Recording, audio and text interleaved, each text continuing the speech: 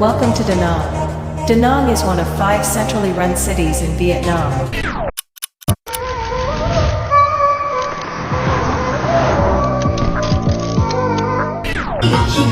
I came to Vietnam as a kid actually, and I remember that this would happen a lot. And it's so cool that you get old women of all different ages, even sometimes up to like, you know, they look about 80.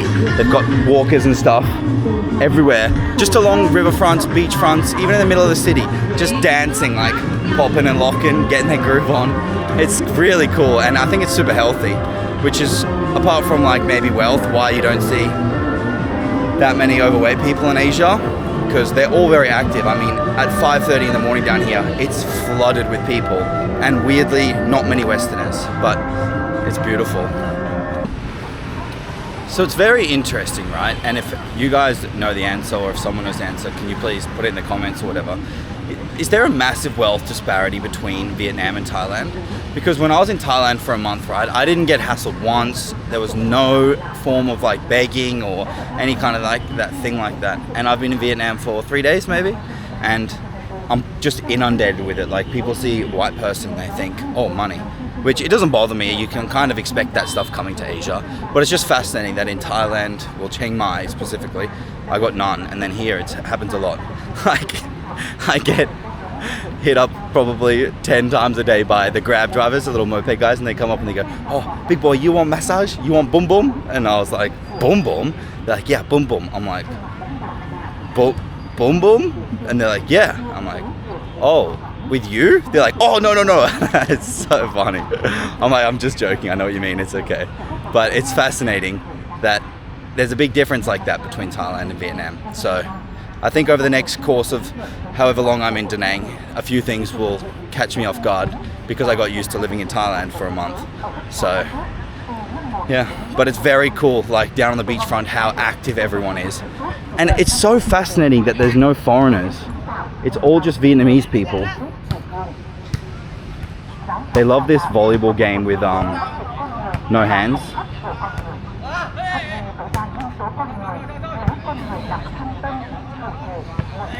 Loser. No, I'm just joking. I could not do that. So one thing that I can't wrap my head around very well yet, because I didn't notice it in Thailand, is I don't know if it's wealth disparity or like they own them.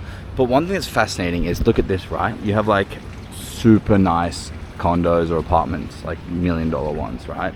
The lawns are upkept, the streets beautiful. Then legitimately here is like farms, like actual farms. I don't know what it smells yum, but see, like legitimate farms, and then a skyrise, and it's just like mansions, then farms. So I don't know if the mansions own the farms or whatever it is, but it's like frequent around the city that is the case. Like, one block is a farm, the next block's like a mansion or a normal house or something, but just sporadically throughout the city is farms. It feels like they've just gotten an old city and just gone like, let's develop it. Boom, boom, boom, boom, with super fancy nice things without fixing like some infrastructure or certain sections, because like, you're just like rich, poor, rich, poor, rich, poor. It's fascinating. It's pretty cool. I mean, everyone seems happy-ish, and it's an experience, but it's very interesting. All right, so I'm gonna go get some food, which I'll obviously bring you guys with me. But first, I wanted to show you, oh, I'm puffed, from the stairs, the rooftop of my building. Look at this. So this showcases pretty much all of Da Nang.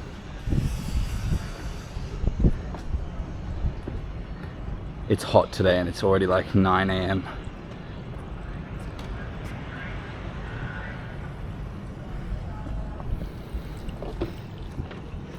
We'll go on that side, you know. Give you the full 360 tour. The traffic here is wild too. Obviously they drive on the wrong side of the road compared to Australia.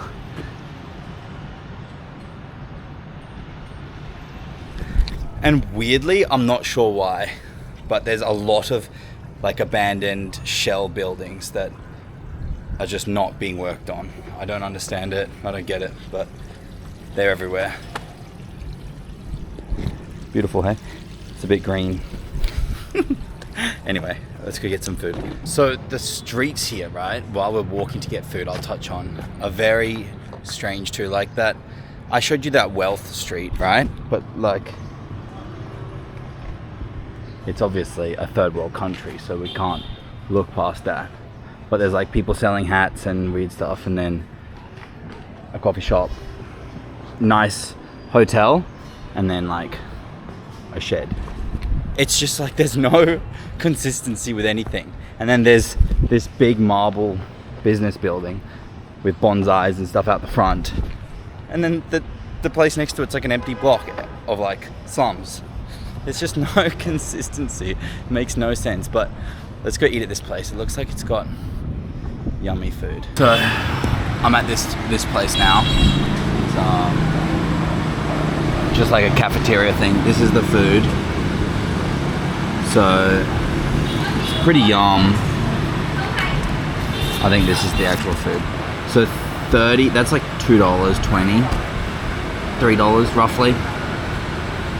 It all looks pretty yum. Yeah. Hello. Can I please get this one? What? Just one? Yeah. Which size hay là small? Large. Large? This one. Yep.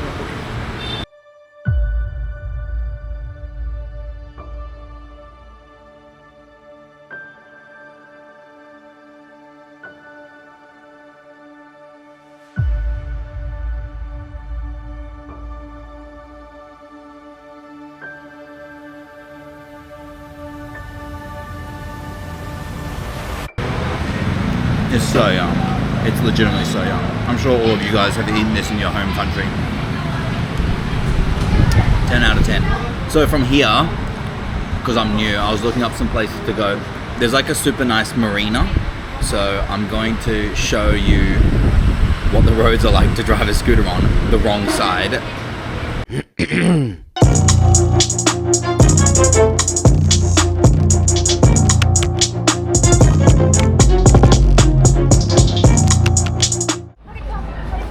So we're here. This place I arrived at, they call the Santorini, or the Greece of Vietnam. I'll show you a little cinematic of it, but it's very underwhelming, to say the least. But I ordered a coffee, so let's go drink that. Oh, it's bright. Very bright. Fun fact, did you know blue eyes are more susceptible to light? So I've been completely destroyed there.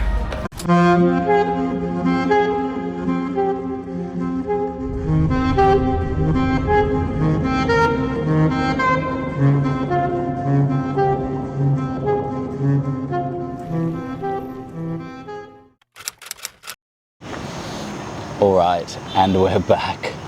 So I'm absolutely shocked by how beautiful the atmosphere is here, especially on the river. It's so nice and cold. It's been so hot in Da Nang over the last few days, way hotter than Thailand was. I mean, but it's Thailand's rainy season. It's not rainy season here yet. I think it's coming, but regardless, this is spectacular.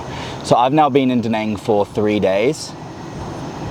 Yep, 3 days. My initial thoughts are I can understand why people love it, and I can definitely understand why people don't like it. It's very, like,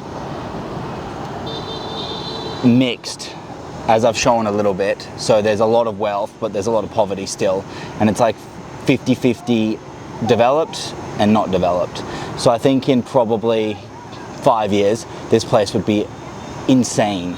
Because along the coast, you see a lot of like mansions that have been built just next to nothing. So people are starting to invest money into here because they can see the future, but it's just not there yet. So it's very different to Thailand. I have a lot more exploring to do.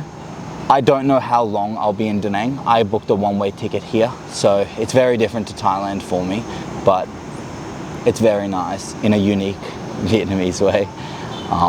I have a lot of things to see. There's the Marble Mountain that I'm gonna go see, which is like you explore through all these caves and forests and see all this marble. Then there's this lady Buddha with all these monkeys around, so it's like another huge Buddha.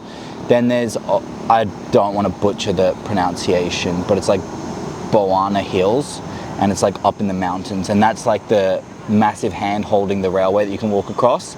So I need to go explore that. Then there's a few other things like on the weekends. So it's Thursday night here now, but Friday night, Saturday and Sunday night, the Dragon Bridge, which is down there, shoots flames, which is like a bridge that shoots fire. That's just something that doesn't seem real, but we'll go check it out. Outside of that, today has been nice. I've enjoyed showing you guys what I see and experience. The traffic here is insane and they honk just to say hello, but Da Nang's nice. It has been a spectacularly eye-opening adventure so far. And again, like always, thank you. Catch you in the next one.